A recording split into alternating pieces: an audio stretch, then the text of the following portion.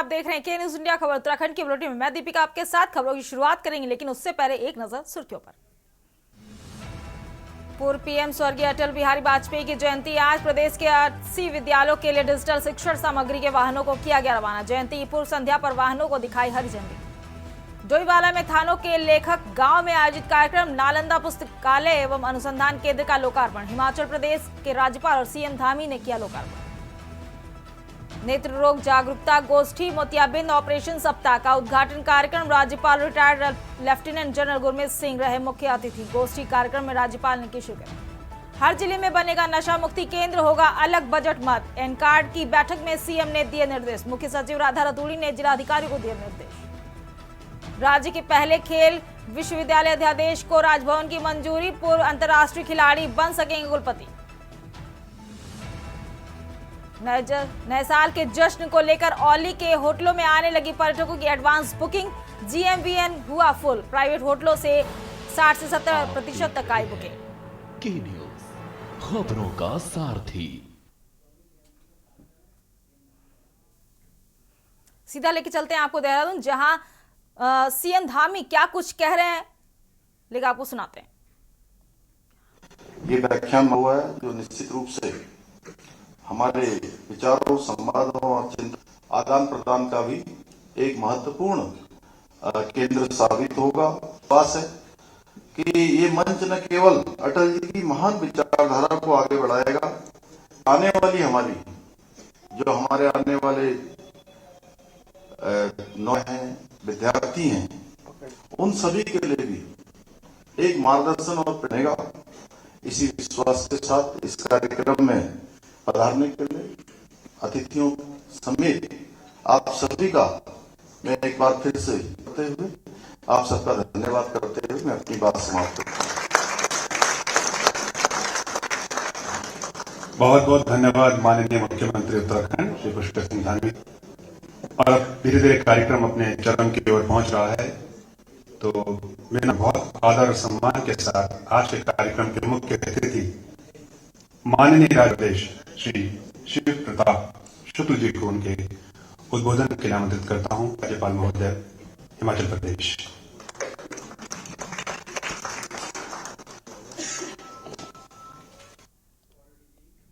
अभी आप सुन रहे थे पुष्कर सिंह धामी को उत्तराखंड में, जहां अटल बिहारी वाजपेयी की 100वीं जयंती थी। अब बढ़ते हैं सीधा खबरों की ओर। खबर आपको डोईवाला से बता रहे हैं, जहां थानों के लेखक गांव में आयोजित कार्यक्रम नालंदा पुस्तकालय एवं अनुसंधान केंद्र का लोकार्पण हिमाचल प्रदेश के राज्यपाल और सीएम धामी ने किया। लोकार्पण पूर्व सीएम डॉक्टर रमेश पोखरियाल निशंक ने की अध्यक्षता। वरिष्ठ पत्रकार रजत शर्मा के साथ तमाम लोग रहे मौजूद।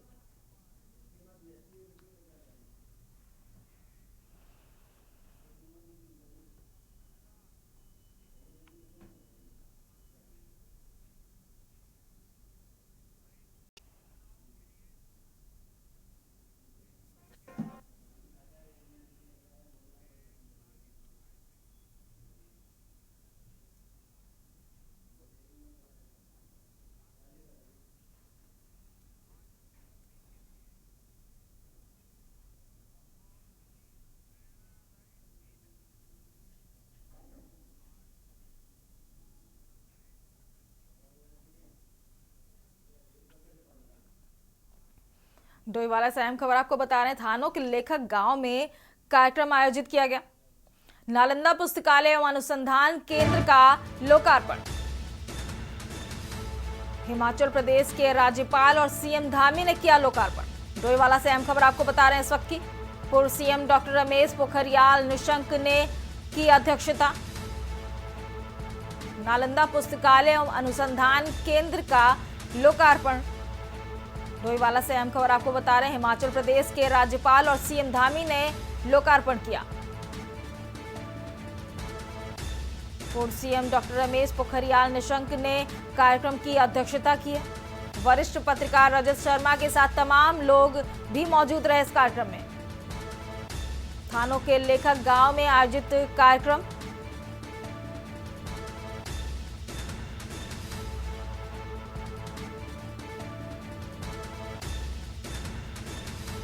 हिमाचल प्रदेश के राज्यपाल और सीएम धामी ने लोकार्पण किया।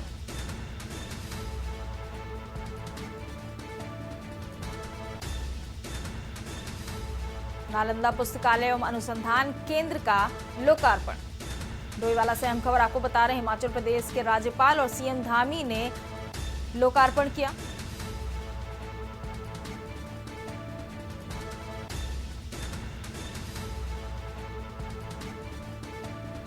वरिष्ठ पत्रकार रजत शर्मा के साथ तमाम लोग भी मौजूद रहे इस कार्यक्रम में।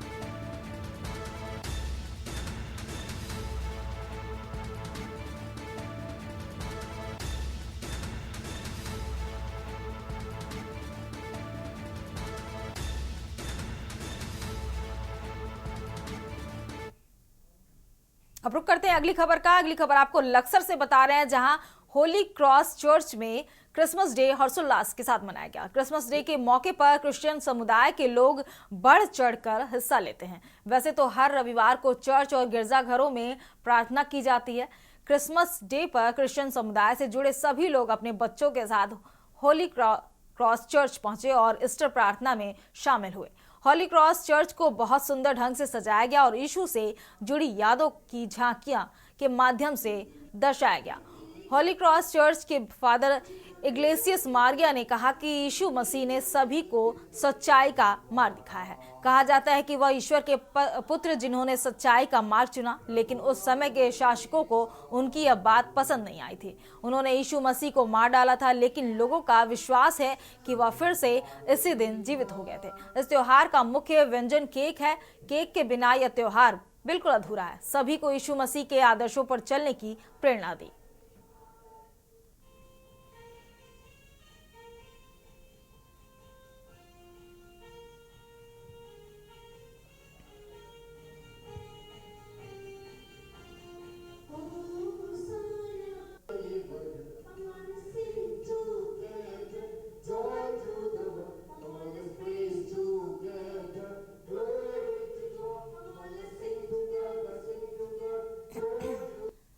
इस बार जो है क्रिसमस का एक नया जानते हैं।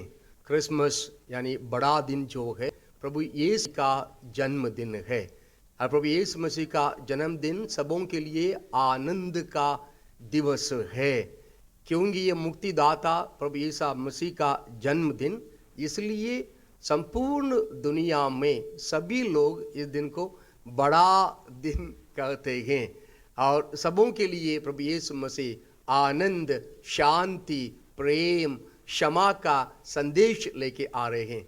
जब प्रभु यीशु मसीह का जन्म हुआ था, स्वर्गदूतों ने घोषणा किया और सबसे प्रथम शब्द उनका ये था कि आनंद, संसार भर के सभी लोगों के लिए आनंद मिले, यही स्वर्गदूतों का घोषणा था।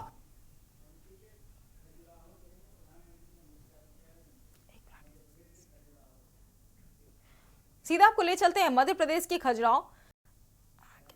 प्रधानमंत्री क्या कुछ कह रहे हैं, सीधा आपको सुनाते हैं। निश्चित मानदंडों पर मूल्यांकन हो जाए, देश देखेगा कि हम जन सामान्य के प्रति कितने समर्पित हैं। आजादी के दीवानों ने जो सपने देखे थे, उन सपनों को साकार करने के लिए हम दिन रात पसीना बहाते हैं। जिन्होंने देश के लिए खून बहाया, उनका रक्त बेकार न जाए, हम अपने पसीने से उनके सपनों को सींच रहे हैं। और सुशासन के लिए अच्छी योजनाओं के साथ ही उन्हें अच्छी तरह लागू करना भी जरूरी है। सरकार की योजनाओं का लाभ कितना पहुंचा, ये सुशासन का पैमाना होता है। अतीत में कांग्रेस सरकारें घोषणाएं करने में माहिर हुआ करती थी। घोषणाएं करना, फीता काटना, दिया जलाना, अखबार में तस्वीर छपवा देना, उनका काम वही पूरा हो जाता था और उसका फायदा कभी भी लोगों को नहीं मिल पाता था। प्रधानमंत्री बनने के बाद मैं प्रगति के कार्यक्रम का एनालिसिस में पुराने प्रोजेक्ट देखता हूं, मैं तो हैरान हूं। 35, 40 साल पहले जिसके शिलान्यास हुए, बाद में वहां 1 इंच भी काम नहीं हुआ। कांग्रेस की सरकारों की ना तो नीयत थी और ना ही उनमें योजनाओं को लागू करने की गंभीरता थी। आज हम पीएम किसान सम्मान निधि जैसे योजना का लाभ देख रहे हैं। मध्य प्रदेश के किसानों को किसान सम्मान निधि के 12,000 रुपया मिल रहे हैं। ये भी तभी संभव हुआ जब जन धन बैंक खाते खुले। यहां एमपी में ही लाडली बहना योजना है। अगर हम बहनों के बैंक खाते न खुलवाते, उनको आधार और मोबाइल से ना जोड़ते, तो क्या ये योजना लागू हो पाती? सस्ते राशन की योजना तो पहले से भी चलती थी।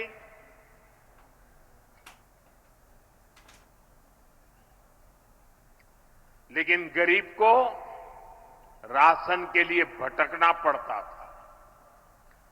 अब आज देखिए, गरीब को मुफ्त राशन मिल रहा है, पूरी पारदर्शिता से मिल रहा है।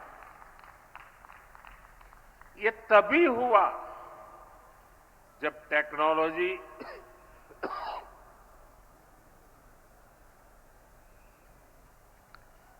टेक्नोलॉजी लाने के कारण फर्जीवाड़ा बंद हुआ। जब एक देश एक राशन कार्ड जैसी देशव्यापी सुविधाएं लोगों को मिली, साथियों, सुशासन का मतलब ही यही है कि अपने ही हक के लिए नागरिक को सरकार के सामने हाथ फैलाना न पड़े, सरकारी दफ्तरों के चक्कर न काटने पड़े। और यही तो सैचुरेशन की 100% लाभार्थी को 100% लाभ से जोड़ने की हमारी नीति है। सुशासन का यही मंत्र भाजपा सरकारों को दूसरों से अलग करता है।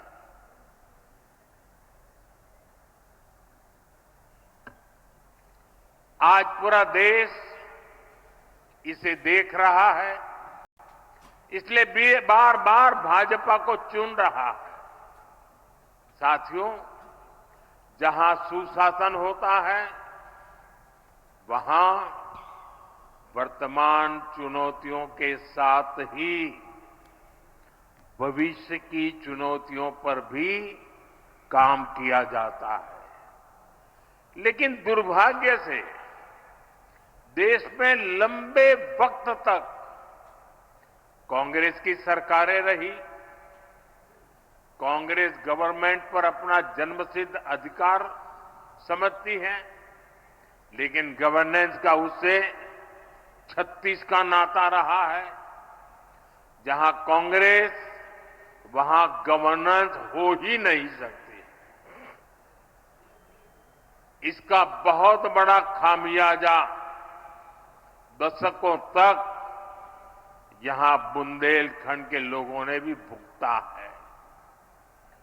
पीढ़ी दर पीढ़ी यहां के किसानों। खबरों का सिलसिला लगातार जारी रहेगा। रुकते हैं छोटे से ब्रेक के लिए, जल्द हाजिर होंगे। आप देख रहे हैं के न्यूज, खबरों का सारथी। से वापस आ चुके हैं और रुक करते हैं खबरों की ओर। खबर आपको कोटद्वार से बता रहे हैं, जहां क्रिसमस डे के मौके पर उत्तर भारत के सबसे बड़े चर्च को आकर्षक ढंग से सजाया गया। विशेष बिसेंट को क्रिसमस की बधाई देने उत्तराखंड मदरसा शिक्षा परिषद के अध्यक्ष मुफ्ती समून कासमी कोटद्वार स्थित कैथेड्रल चर्च पहुंचे, जहां इस अवसर पर उन्होंने सभी देशवासियों को क्रिसमस की बधाई देते हुए कहा कि यह देश गंगा जमुना की तहजीब वाला मुल्क है, जहां सभी लोग आपसी भाईचारे के साथ रहते हैं। आज कहाँ से आना हुआ? बस यहाँ आज क्योंकि आज उस अजीम ईश्वर दूत हज़रत ईसा अलैहिस्सलाम के जन्मदिन के उपलक्ष्य में मैं कोटद्वार मेरी हाज़िरी हुई। यह आज शुभ दिन है, शुभ घड़ी है और मेरे मित्र हम लोगों ने मिलकर नेशनल कार्यक्रमों को आगे बढ़ाया। पल्स पोलियो से लेकर के जनसंख्या नियंत्रण और सेक्स सिलेक्शन के ऊपर जब 750 बच्चियाँ रह गई थी और 1000 बच्चे पैदा हो रहे थे, तो हमने उन तमाम कुप्रथाओं को मिलकर के, फादर विंसेंट आज बिशप हैं, मैं आज अपने एक ऐसा त्योहार है जो प्रेम का है, शांति का है, आनंद का है। ये ईश्वर और मानव के एक रिश्ते का एक त्योहार। तो ये रिश्ता जो है हमारी भाईचारे से बढ़ता है, पारिवारिक मिलन से बढ़ता है, सामाजिक प्रेम से बढ़ता है। तो वही संदेश है क्रिसमस का। तो उसी आधार पर आज मुझे बहुत अच्छा लगा, मेरा मित्र काश्मीर भाई आज यहाँ मिलने आया और हमारी इस खुशी को और बढ़ाया। तो मैं सभी रुक करते हैं अगली खबर की ओर। देश भर में आज क्रिसमस डे पूरी तरह से मनाया जा रहा है और इसको लेकर तमाम तरह की तैयारियां भी पूरी कर ली गई थी। रुड़की के ग्रेस असेंबली ऑफ गॉड प्रार्थना भवन में क्रिसमस की कार्यक्रम का आयोजन किया गया, जिसमें कैरोल सिंगिंग के माध्यम से प्रभु यीशु मसीह को याद किया गया। साथ ही साथ सांस्कृतिक कार्यक्रम भी प्रस्तुत किए गए। कार्यक्रम में नगर के कई गणमान्य लोग भी शामिल थे। कार्यक्रम में अतिथि के तौर पर पहुंचे शिक्षाविद विपिन कुमार ने कहा कि क्रिसमस का पर्व बहुत ही महत्वपूर्ण है। इस दिन प्रभु यीशु मसीह इस दुनिया में आए। इस पर्व को सभी मिलजुल कर मनाते हैं। प्रोफेसर सुंदर डेनियल ने बताया कि क्रिसमस की पूर्व संध्या पर ग्रेस असेंबली ऑफ गॉड प्रार्थना भवन में प्रभु यीशु के जन्मदिन की कैरोल सिंगिंग के माध्यम से प्रभु को याद किया गया और इस मौके पर सभी इकट्ठा हुए और प्रभु यीशु मसीह सभी को आशीष देते हैं। सभी लोग क्रिसमस का पर्व पूरी धूमधाम से मनाएं। मास्टर राजन थॉमस ने बताया कि क्रिसमस डे ईसा मसीह, जिन्हें प्रभु यीशु के नाम से भी जाना जाता है, कि जन्म का उत्सव है। यीशु मसीह ने प्रेम, क्षमा और शांति का संदेश दिया है। यीशु का जन्म इस धरती पर मानवता को पापों से मुक्त कराने के लिए हुआ था। कैरोल सिंगिंग के माध्यम से प्रभु यीशु को याद किया गया और क्रिसमस पर भव्य कार्यक्रम का आयोजन किया। यीशु मसीह का जन्म हर एक मनुष्यों के लिए, सब मनुष्यों के लिए एक आनंद का सुसमाचार है कि वो इस दुनिया में इसलिए आया है, शांति दिया जाए, प्रेम, परमेश्वर का प्रेम प्रकट करे और परमेश्वर का शांति और सामर्थ्य और प्रेम का संदेश दुनिया को देने के प्रभु यीशु मसीह इस दुनिया में आया। और वो महान संदेश हमारा इस आज शाम का कैरल सिंगिंग प्रोग्राम के द्वारा हमने प्रस्तुत किया है। हाँ, ये बहुत बढ़िया म्यूजिक प्रोग्राम था एंड यहाँ म्यूजिक टीम काफ़ी टैलेंटेड यूथ है, so they have been singing praises. ये क्रिसमस का होता है that we sing carols remembering the birth of Jesus and his coming, and also this is an opportunity for families to get together. Christmas का महत्व जो है बहुत important है। प्रभु यीशु मसीह इस दुनिया में आए, ही केम फॉर एवरीवन, और ये एक ऐसा त्यौहार है जो सब लोग मिलकर प्रेम से मनाते हैं। ये मौका आता है कि सब आपस में मिलजुल कर एक भाईचारा, एक प्रेम का बंटवारा करें। यहाँ पर आज जो आप गैदरिंग देख रहे हैं, ये इस चीज़ का उदाहरण है। बढ़ते हैं अगली खबर की ओर। अगली खबर आपको उत्तराखंड से बता रहे हैं, जहां राजभवन देहरादून में गोष्ठी का आयोजन किया गया। इस अवसर पर राज्यपाल retired lieutenant general Gurmeet Singh ने बतौर मुख्य अतिथि शिरकत की। इस दौरान उन्होंने हेमवती नंदन बहुगुणा चिकित्सा शिक्षा विश्वविद्यालय द्वारा आयोजित नेत्र रोग जागरूकता गोष्ठी एवं मोतियाबिंद ऑपरेशन सप्ताह का उद्घाटन किया। आपको बता दें कि 25 से 31 दिसंबर तक प्रदेश के 15 अस्पतालों में निःशुल्क नेत्र रोग परीक्षण और मोतियाबिंद ऑपरेशन कैंप आयोजित किए जाएंगे। इन शिविरों में आंखों की जांच, परामर्श और मोतियाबिंद ऑपरेशन निःशुल्क किए जाएंगे। पूर्व सैनिकों और उनके आश्रितों के लिए मिलिट्री हॉस्पिटल देहरादून में आर्मी हॉस्पिटल दिल्ली के प्रसिद्ध सर्जन ब्रिगेडियर संजय मिश्रा द्वारा किया जाएगा।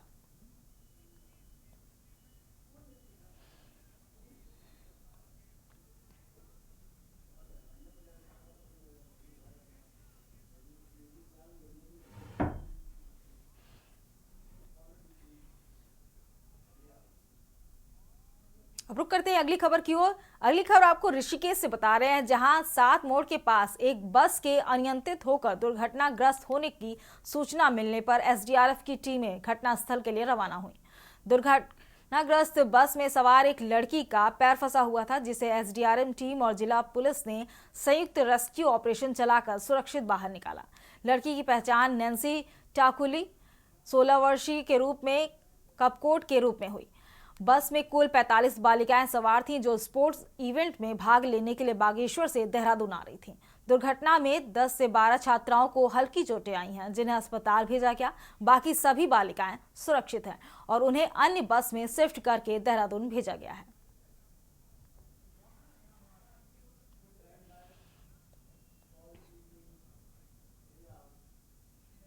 बढ़ते हैं अगली खबर की ओर। अगली खबर आपको रामनगर से बता रहे हैं, जहां प्रदेश सरकार द्वारा आयोजित सरकार जनता के द्वार कार्यक्रम में अधिकारियों की लापरवाही देखने को मिली। ग्राम पंचायत जस्सा गांजा के ग्राम चैनपुरी में आयोजित इस कार्यक्रम में ग्रामीणों ने बड़ी संख्या में भाग लिया, लेकिन अधिकांश विभागों के अधिकारी कार्यक्रम में नहीं पहुंचे। इस पर ग्रामीणों ने कड़ी नाराजगी जताई और कहा कि वे काफी देर तक अधिकारियों का इंतजार करते रहे, लेकिन वे नहीं आए, जिससे वे मायूस होकर घर लौटने को मजबूर हुए। निवर्तमान ग्राम प्रधान निधि मेहरा ने इस लापरवाही पर नाराजगी जताते हुए कहा कि 15 विभागों के अधिकारियों को मौजूद रहना था, लेकिन केवल 2 ही अधिकारी मौजूद रहे। उन्होंने आरोप लगाया कि अधिकारियों ने कार्यक्रम में शामिल होने से पहले समय पर सूचना नहीं दी। मेहरा ने कहा कि ऐसे कार्यक्रमों में अधिकारियों की लापरवाही के कारण जनता को परेशानियों का सामना करना पड़ता है और उन्होंने जिलाधिकारी नैनीताल को इस संबंध में शिकायत दर्ज करने का भी निर्णय लिया है।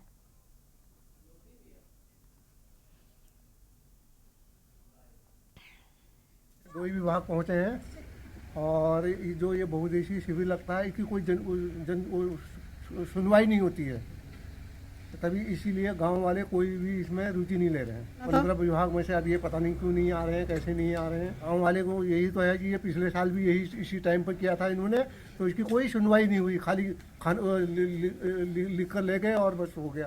देखिए, आज हमारे गाँव चैनपुरी में बहुउद्देशीय शिविर लगा था, जिसमें कि लगभग 15 विभागों ने आना था और 15 विभाग में से यहाँ पे हमारे पास एक नलकूप विभाग और एक जल निगम, बस 2 ही विभाग पहुँचे। ना हमारे पास सिंचाई विभाग पहुँचा, ना आपके जो है हमारे पास बाल जनगणना विभाग, बाल विभाग पहुँचा, ना ब्लॉक से कोई आए, ना तहसीलदार साहब आए और किन्हीं को फ़ोन करने पे मुझे ये पता चला कि उनके पास सूचना ही नहीं गई थी। तो मेरा बस ये सवाल है कि क्या होता है, हर साल इसी तरीके का होता है, जितनी भी विभाग 15 विभाग बोलते हैं और शिविरों में 1-2 विभाग पहुंचते हैं। तो गांव वालों की जो समस्या है, जो ग्राउंड की समस्या है, वो वहाँ की मतलब जस की तस बनी हुई है।